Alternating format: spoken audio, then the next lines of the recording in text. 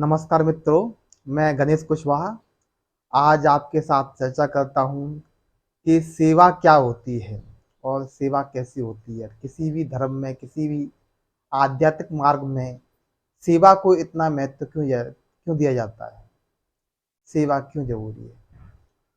तो दुनिया में 3 प्रकार के धारणा के लोग होते हैं। पहले वह होते हैं जिनको यह लगता है कि कोई भी कार्य इसलिए किया जाता है क्योंकि उसकी कोई मजबूरी है।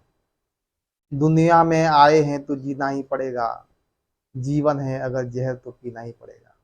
उनकी यह धारणा होती है कि हर आदमी जो है वो मजबूरी में ही काम करता है, मजबूरी में जीता है। और ऐसी जो मान्यता और ऐसी धारणा वाले व्यक्ति हैं उनका उनका जीवन संघर्षमय होता है। और ऐसे लोग डिक्टेटर्स होते हैं, ऐसे लोग ही क्राइम का मार्ग अपनाते हैं। तो यह चित्त की बहुत ही अशुद्ध अवस्था है जहां पर हम कोई भी कार्य को मजबूरी में करते हैं, व्यवस्था पूर्वक करते हैं और ऐसा ही हम दूसरों को ट्रीट करते हैं। हम भी कोई भी कार्य को, खुद भी कोई भी कार्य को मजबूरी में करते, व्यवस्था पूर्वक करते हैं जब तक कोई समस्या इतनी ज्यादा प्रबल ना हो जाए कि अब उसको सॉल्व किए बिना काम नहीं चल सकता। जैसे कि जब एग्जाम सर पे आ जाए, कल एग्जाम है तब उसी रात को पढ़ना। तो यह एक इस मानसिकता की प्रवृत्ति या कोई भी समस्या है जब इतनी ज्यादा बढ़ जाए, जब डॉक्टर कहे कि अब तुम्हें कैंसर है, तभी संकल्प लेना कि अब बीड़ी सिगरेट अब नहीं पिएंगे। तो यह मानसिकता जो है वह है जहां पर हम मजबूरी में जीते हैं। और ऐसी जो मानसिकता का व्यक्ति है, दूसरों को भी से यदि कोई काम कराना चाहता है, दूसरों से यदि कोई उसे सहमत चाहिए तो वो उसके लिए मजबूरी पैदा करेगा, उसके लिए उसको उसको फंसाएगा, उसको उसके लिए उसको विवश करेगा कोई भी कार्य कराने के लिए। तो यह बहुत ही निम्न स्तर का जो जीवन शैली है। दूसरा जो स्तर है वो है कि हम हम यह जो कोई भी काम खुशी पाने के लिए करते हैं। थोड़ा सा अंतर है, एक में पहला गिलास खाली है, दूसरा गिलास भरा हुआ है। लेकिन इस थोड़े से अंतर में बहुत बड़ा अंतर छिपा हुआ है। कोई भी कार्य सुख पाने के लिए, कोई भी लालच के लिए कि नौकरी, अगर सैलरी लेनी तो नौकरी करनी होगी, तो यह तो मजबूरी वाला हो गया कि नौकरी करेंगे तभी तो सैलरी मिलेगी। यह जो लालच वाला दृष्टिकोण हो गया। तो कोई भी कार्य करने के लिए लालच हमें मोटिवेट करता है और लालच में आके कोई कार्य करते हैं। दुनिया में हमें ऐसा लगता है कि दुनिया उपलब्धियों का सागर है, ये मिल जाए तो हम और खुश हो जाएंगे, ये मिल जाए तो और और अच्छा हो जाए, वो मिल जाए तो और अच्छा। ऐसे ऐसे जो उपलब्धियों की जो भूख होती है, यह एक नॉर्मल जीवन शैली है जो लगभग प्रत्येक व्यक्ति इसके साथ जीता है।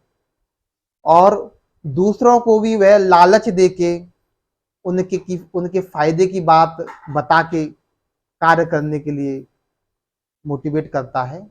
और यह एक आम दृष्टिकोण है जीवन जीने का कि जीवन में सुख की प्राप्ति के लिए और लालच की पूर्ति के लिए कार्य करना और इसी तरह लोगों को ट्रीट करना।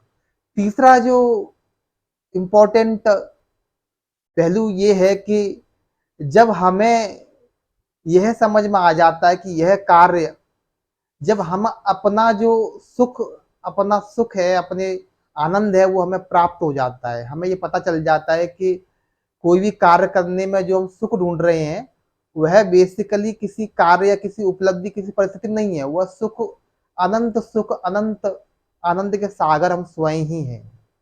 और जो व्यक्ति स्वतः स्वतः में ही हर परिस्थिति में आनंदित रहता है, तो ऐसा व्यक्ति जो भी कार्य करता है वो उसकी आनंद की अभिव्यक्ति होती है। वह जब आनंदित होकर गीत गाता है तो एक अभूतपूर्व संगीत का निर्माण होता है। वह जब आनंदित होकर नृत्य करता है या करती है तो एक अभूतपूर्व नृत्य का निर्माण होता है, जैसे नृत्य योग कह सकते हैं। और वह जब लिखता है, उसके मन से जब कविता फूटती है, जब लेख फूटते हैं, तो वह आनंद उनमें समाया रहता है। तो जब हम कोई भी कार्य अपने आनंद की अभिव्यक्ति के लिए करते हैं, किसी लालच या किसी मजबूरी की वजह से नहीं करते, अपने आनंद की अभिव्यक्ति के लिए कर सकते हैं, तो वह सेवा ही होगी। तो ऐसे कर्म को ही जो यज्ञ कहा गया है, कि जो कर्म योग में यज्ञ कहा है कि कर्म हमारे ईश्वर को समर्पित होना चाहिए। ईश्वर को समर्पित यानी कि उस परमानंद, उस सत्य सौंदर्य आनंद की अभिव्यक्ति के रूप में होना चाहिए। और ऐसा तभी हो सकता है कि जब हमने अपने अंदर सत्य सौंदर्य आनंद को अनुभव कर लिया हो, उसको उसकी हमें रियल अनुभूति हो जाए कि सत्य सौंदर्य आनंद किसी सांसारिक उपलब्धि से हमें प्राप्त नहीं करना है, हम ही वह है। इसी को आत्मज्ञान, इसी को ही निर्वाण या मोक्ष कहा जाता है, कि जब हमें ये एहसास हो जाए कि हम को सुखी होना नहीं है, हम पहले से ही परम सुखी हैं।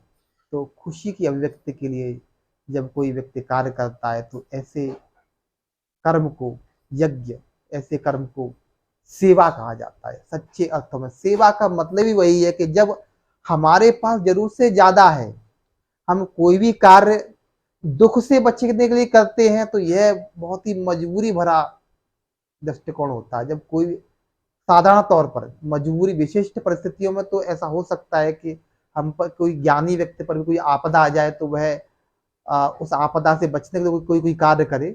लेकिन इन जनरल जब कोई भी कार्य हम दुख से बचने के लिए करते हैं तो यह बहुत निम्न स्थिति की जीवन शैली होती है, निम्न स्थिति का मानसिक स्तर होता है। जब वही कार्य हम सुख की प्राप्ति के लिए करते हैं तो यह साधारण सी बात है। और वही कार्य जब हम अपने आनंद की अभिव्यक्ति के लिए, हम हमारा अपना कोई दुख होता ही नहीं है, हमारी जब इकोनॉमी है हमारी सरप्लस हो जाती है, सब्सटेंशियल इकोनॉमी से सरप्लस, हमारी जो ऊर्जाएं हैं जब वो आपस में एक दूसरे को क्लैश ना करके वो आपस में एक दूसरे की सपोर्टिव, एक दूसरे के साथ इंटीग्रेट हो जाती हैं, तो जो जो ऊर्जा का जो स्तर है बहुत बढ़ जाता है। जब हमारा हमारा ऑरा वाइट हो जाता है, जब हम पूर्ण रूप से ऊर्जावान, सौंदर्य और आनंद से ओतप्रोत हो जाते हैं, तो ऐसे मन के साथ, ऐसी मनोस्थिति के साथ जो भी कार्य होता है वह सब सेवा है। इसीलिए धर्म में, किसी भी धर्म में, आध्यात्म में सेवा को अत्यधिक महत्वपूर्ण माना गया है। लेकिन सेवा का अर्थ ये नहीं है कि हम खुद भिखारी हों और सेवा करने बैठ गए। हम खुद दुखी हों, लाचार हों, कंफ्यूज्ड हों। ऐसा जो दुखी है, लाचार है, कंफ्यूज है, वह व्यक्ति सेवा करेगा तो वह शोषण हो जाएगा। उसे मंदिर में बिठा दोगे पादरी पुजारी बनाकर, तो वहां भी वह देवदासी पैदा करेगा। वहां भी वो अपना बिजनेस, वहां भी वह काम, धन और सम्मान की जो दौड़ है वो शुरू कर देगा। तो और जो व्यक्ति आनंदित है, जो व्यक्ति आत्म आनंदित, जो आदमी आत्म स्थित है, जो परम आनंद में है, वह जो भी कुछ करेगा वो हो सकता है कि देखने में गलत महसूस हो, लेकिन जो भी कुछ करेगा वह सेवा ही होगी। तो सेवा का जो मूल अर्थ है कि हम भिखारी से राजा बन जाए, जिसके अकाउंट में 1 लाख करोड़ है, वो चवन्नी चवन्नी के लिए थोड़ी लड़ाई करता है। जो राजा है अंदर से, जो जान गया है कि मैं एक शरीर रूपी लहर मात्र नहीं हूं, मैं तो पूरा अस्तित्व हूं। मुझे इस संसार में सबको, सब पर राज नहीं करना है। ये पूरा संसार मेरे अंदर है। मैं ऑलरेडी एक परम राजा हूं। जब पत्ती को पता चल जाए कि मैं तो पूरा पेड़ हूं, तो जब ऐसा एहसास होता है, जब ऐसा आत्मबोध होता है, तो इसको हमें निर्वाण या फिर इसको समाधि या इसको आत्मज्ञान कहा जाता है, इसको आत्म स्थिति कहा जाता है। तो ऐसी स्थिति में जो भी कुछ होगा वो सेवा ही होगी।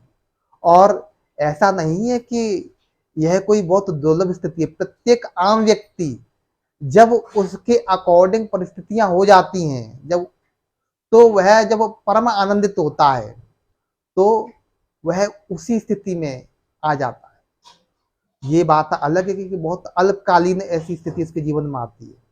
वो अधिकतर सुख की खोज में जुटा रहता है, अधिकतर दुख से बचने का प्रयास करता रहता है, लेकिन कभी ना कभी उसके जीवन में ऐसी परिस्थिति आती है, उसकी मान्यताओं, उसके अंधविश्वासों के अनुसार, कि जब वह परम आनंदित होता है, बेवजह बेवजह आनंदित होता है, तो वह इस वह सेवा भाव में ही आ जाता है। और जब हम नॉर्मली अपने आनंद को पाने के लिए हमें विशिष्ट परिस्थितियों का विशिष्ट विशिष्ट अपनी मान्यता के हमें परिस्थितियां पैदा करनी पड़ती, तब हम आनंद में आते हैं। एक आम आदमी जो आनंद की खोज में, सुख की खोज में जीता है, तो वह एक परिस्थितियों बाध्य होता है।